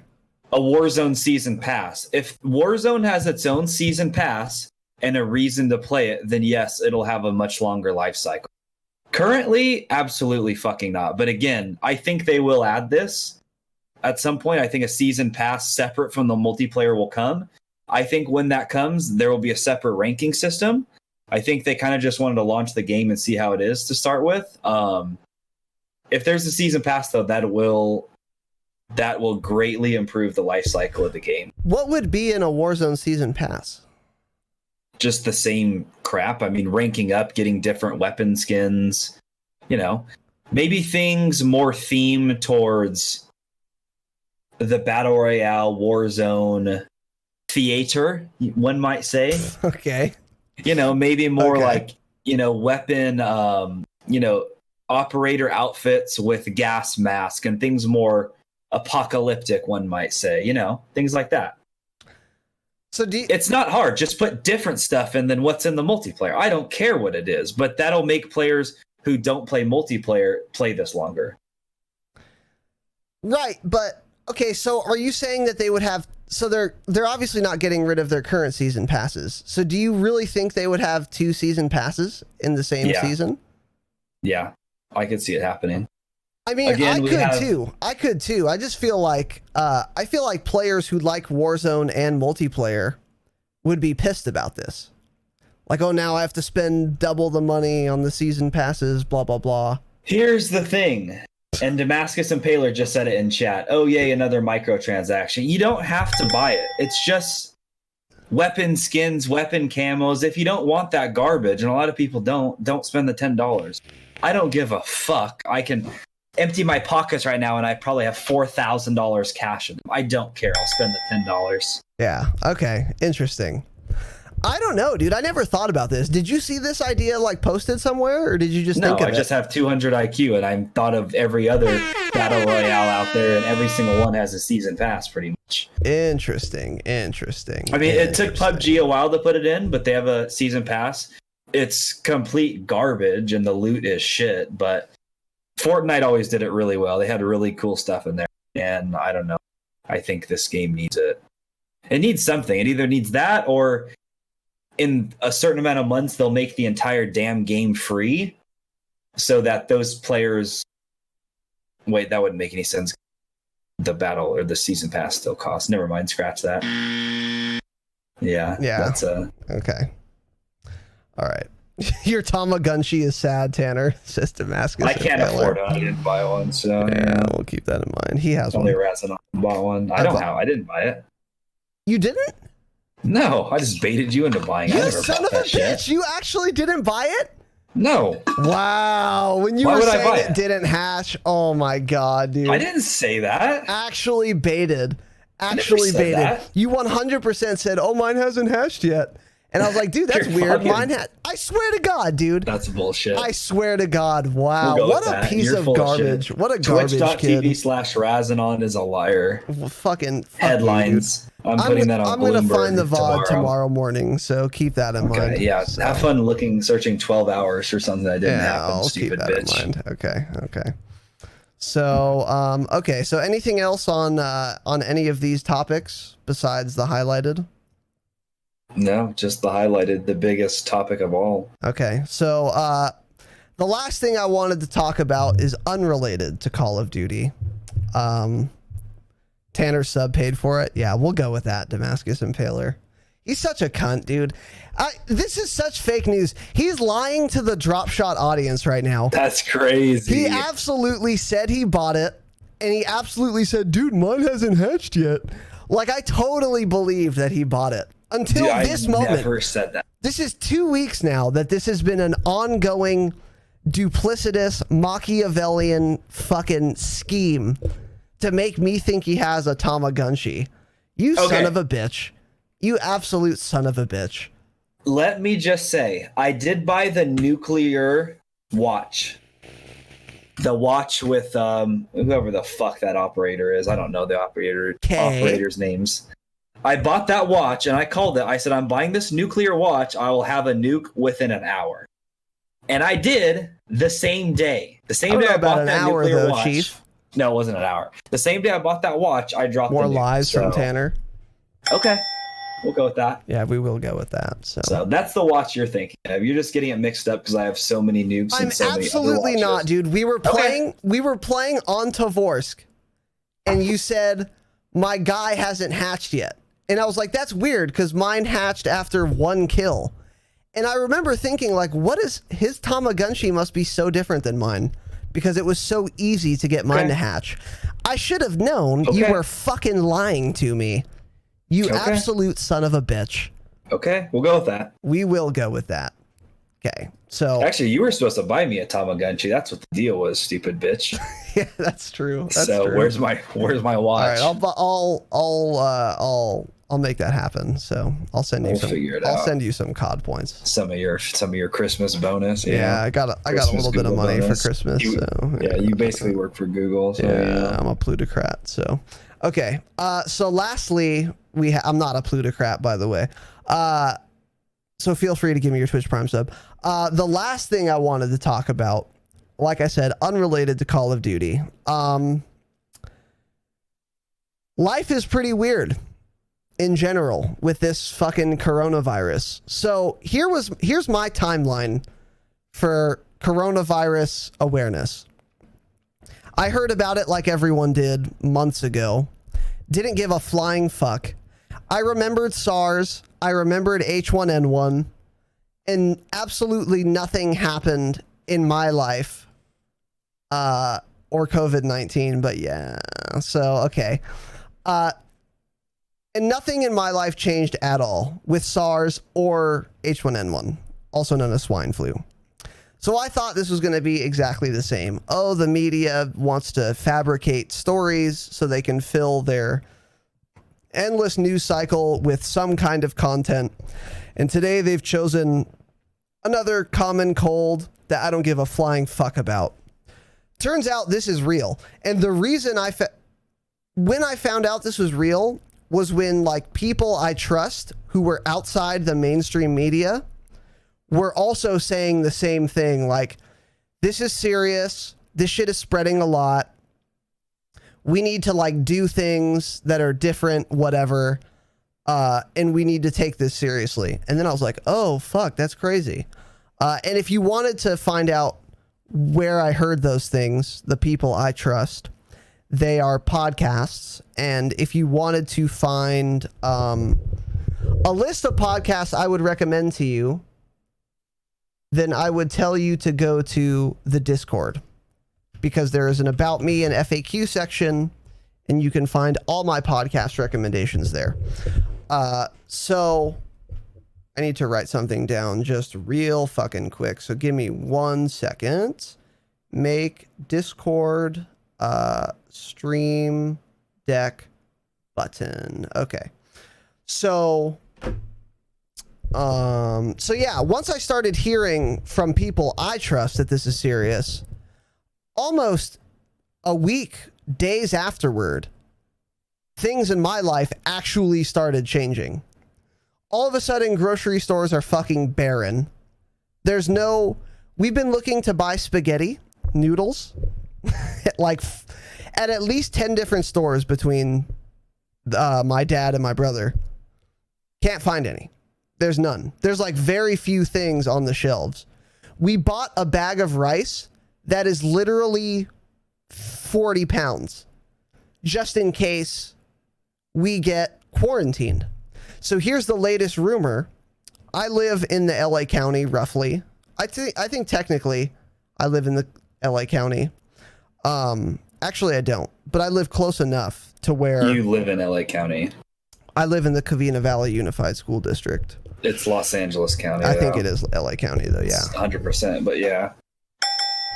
So anyways, and there are some serious rumors circulating in my neck of the woods, or my neck of the suburban, urban sprawl population density extremely high, that there's going to be a federal quarantine of metropolitan areas, and LA County is going to be one of them. So my dad thinks this is actually going to happen. And we just bought a fuck ton of groceries and like stocked up on shit super heavy. Like I said, grocery stores are just completely barren. There's nothing on the shelves. Like no one is out. There's no traffic anywhere. And if you live in LA County, let me tell you, that never happens. That never happens.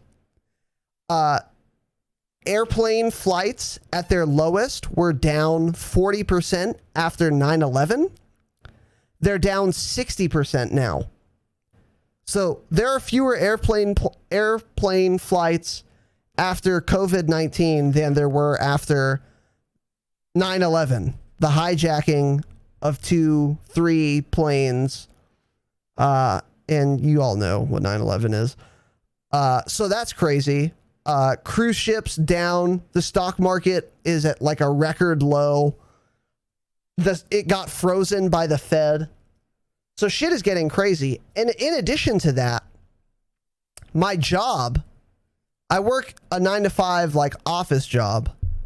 And they told me on Thursday, hey, you guys are going to start working from home now. Because I can do most of my job remotely, which is kind of awesome, honestly. So like I work from home now for at least this entire month. And that's a big deal for where I work.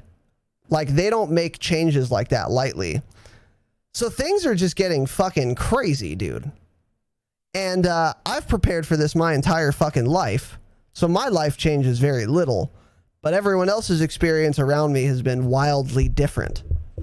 How has this, if at all, affected you, Tanner? Are you stocked up on groceries? Make sure your guns are loaded. And I might need to borrow one, by the way. First off, they're always loaded. Okay. Second of all, okay, a big fuck you and your family for buying all the groceries so I couldn't find any dumb typical white piece of shit. We got a 30 pack of toilet paper because my dad used to be the vice president of store operations for Kroger, which is the corporation that owns Ralph's, the grocery store. So Ralph's, it goes by another name on the East Coast, but a bunch of grocery stores. My dad was the VP of operations. So he has a bunch of connections to grocery stores. So we were able to get shit that the employees just were hoarding for themselves. So my dad would call like one of his former employee store managers and be like, "Hey, listen, I need some toilet paper." So we got a 30 rack. We got that 30 rack. So anyway, so we're stocked up. But anyway, go on, Tanner. Sorry. So, my wife, she's kind of starting to get a little worried, only because everyone else is. I don't give a flying fuck whatsoever. I'm kind of excited for the whole thing. I mean, here's what you should do, Tanner. You should get the coronavirus since you're young and healthy and you won't die, and give it to your grandma so you can just inherit that house already and start making the renovations you want. Because if your grandma gets it, how old's your grandma? 94. Yeah. So her chances of survival, if she got the coronavirus, they're not great. They're not great. So if you wanted to expedite that inheritance, you could start now. So keep that in mind. Yeah, that's a good point. Yeah, I should probably get on that, huh? Yeah, you should think about it. So she was starting to get worried because just because the way people are acting, she's like, what if grocery stores really do close down or something? Like, we don't really have any food right now. So I was like, shit, you're right. So we went to the grocery store just buying. We hardly ever go grocery shopping. I hate going grocery shopping. She doesn't enjoy it either. We do HelloFresh where they send us 3 meals a week. So 3 dinners a week we make HelloFresh where they just give you all the ingredients and the directions and you make it. Which it's actually fucking bomb, by the way. It's really good. That does. That's a cool idea. Maybe we can get HelloFresh as a sponsor. I'll work on that. Yeah. I'll make some connections. Yeah. But anyways, the Dropshot business at gmail.com. That's not a real address, by the way. Go on. Yeah. But other than that, we've been out of eggs for a week. Just don't have anything essentially. So I was like, okay, we can go shopping after I get off work, but we're not going to fucking find anything. Yeah. You're going to be in line for 3 hours. I walked in Albertsons by my house. There was 2 fucking bread items left. I'm not kidding. And probably, I guess it's probably a 12, 16 foot section of shelving. There were 2 pieces of bread left. It was Albertsons brand wheat English muffin. Ugh. And here's the thing. We eat English muffins all the time, usually sourdough ones. So I'm just like, that sounds whatever. disgusting. At least it's something to eat for breakfast. I'll buy these. So we bought them. They're probably going to be awful. There was no tomatoes. Let's see. The entire butcher was closed down. They had, I don't know if it's because they weren't serving it and didn't want to be interacting with people that way, or if it's just because they were out of it. So there's absolutely nothing there. There was about 10% of their normal amount of sandwich meat, 20% of the normal amount of cheese. They had 0 milk. They had 0 eggs. The frozen aisle had exactly 40 people in it. Usually when I'm on that frozen aisle, I'm the only person there. So I ended up buying some frozen pizzas and shit. I'm just out here buying normal stuff though. I'm not hoarding anything. We legitimately just needed stuff to eat. Mm-hmm. So that's why we had to go shopping. We ended up going to 4 places looking for other stuff. Finally found some bread at another grocery store. It was ciabatta bullshit bread. Yeah. Oh, here you can take this one. Ooh. We got another Twitch Prime sub from my boy Jordan. Boy, what's up, Jordan? Thanks for that fucking Twitch Prime sub, man. I appreciate you. Welcome back to this small, humble community for that juicy 6 months. Got a new badge now. Hell fucking yeah, brother. We were just talking about the coming purge of humanity. So keep that in mind. But dude, so if there's a federal quarantine though, what that would mean is all stores by law can't be open. And we're just like, we're unable to leave LA County. No one's allowed out. No one's allowed in.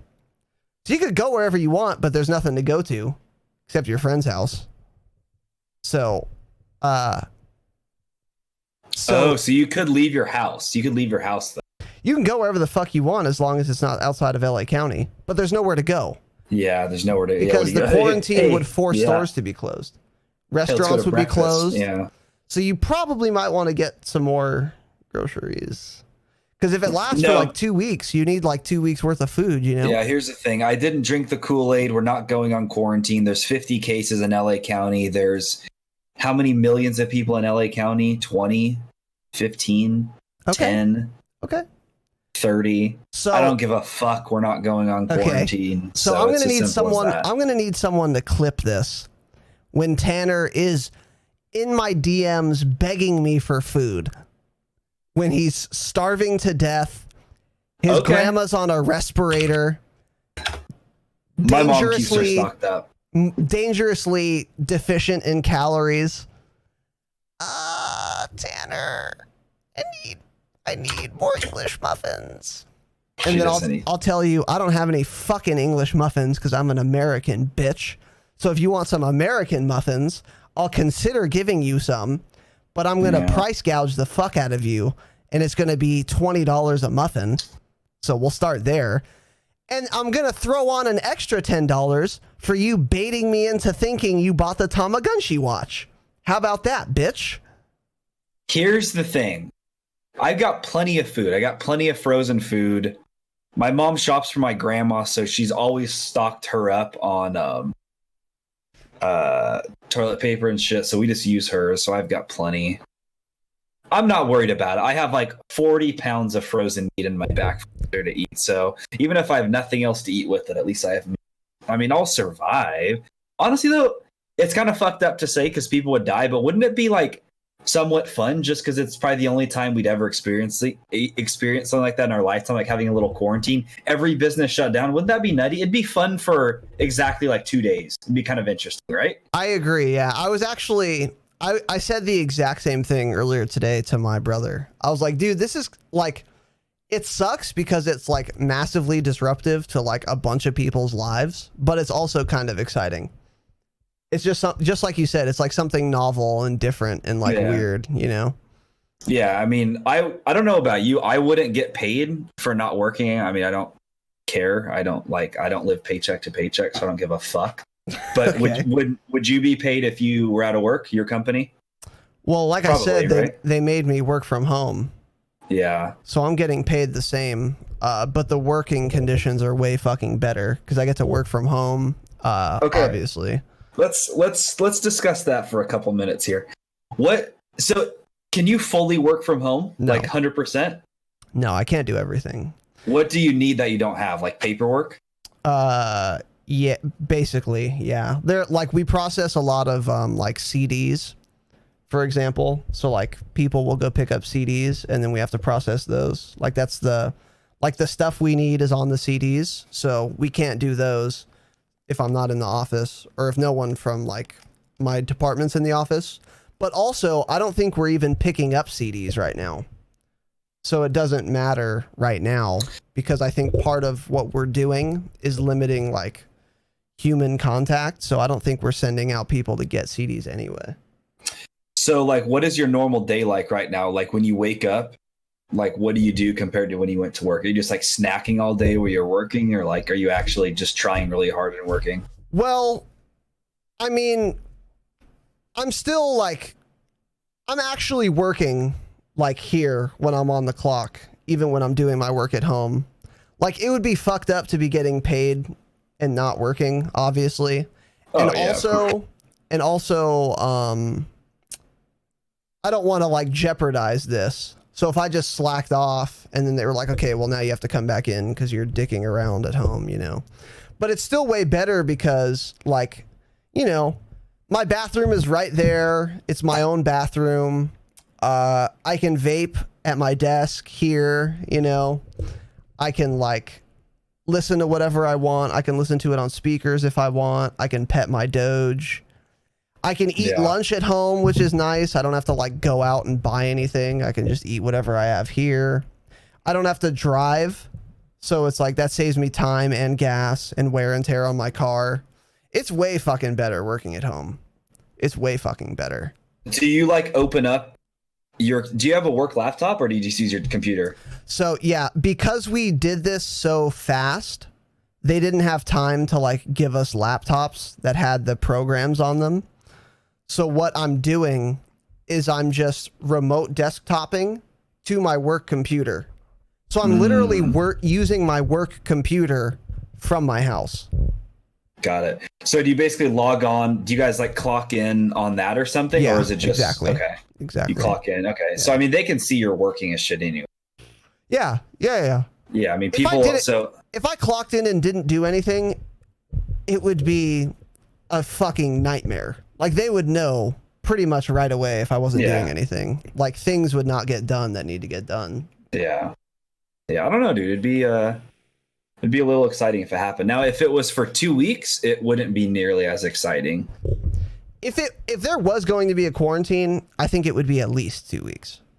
Because otherwise it would defeat the point, you know? So what about, does the postal service still work during quarantine? Or does everyone's mail just get backed the fuck up? I think if you're inside the quarantine zone, the postal people can't get in. Damn, well, there goes 3 dinners a week. Help my HelloFresh can't get to me, motherfucker. Rest in peace, dude. Looks like we're raiding the U.S. Postal Service station. I'm not sure that's the case. They might allow like certain personnel inside and out.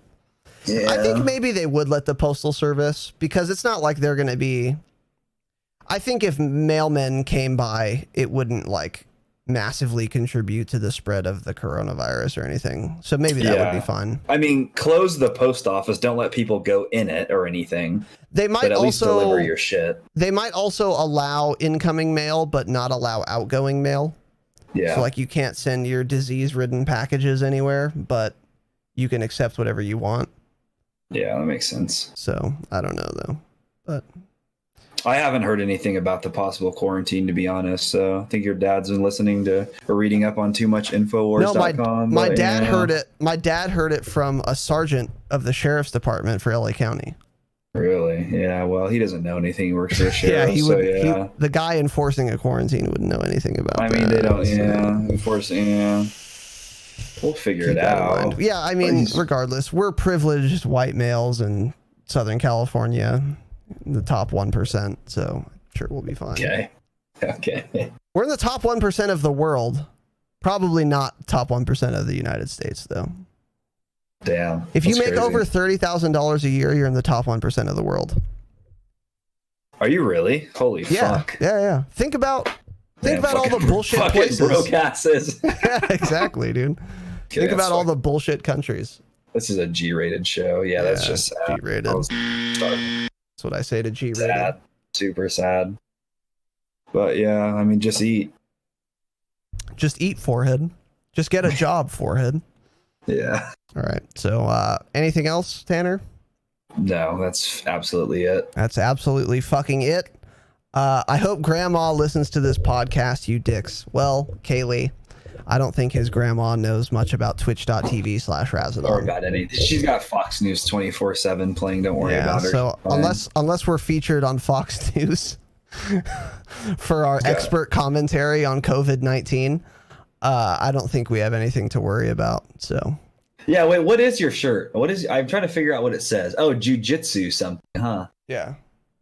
Damn. Did he win though? Did he win the tournament? Absolutely not. I got fucking strangled. I got actually strangled. Did you actually? Yeah. That's crazy. Yeah, I got tapped. We all, hey, don't talk shit unless you're on the map, bitch. How about that? Yeah. We all get tapped at some point, right? I'll strangle the fuck out of you, kid. Okay. So keep that in mind. Yeah, all right. I know. So, anyways, that's enough for this dumb fucking podcast. Thanks for watching. Thanks for listening. Tanner and Jordan, thank you very much, Young Kings, for that sub. I appreciate you both.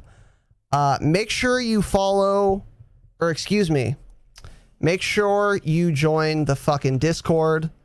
Give us suggestions on the pod. If you wanted to call in, submit your application to the requisite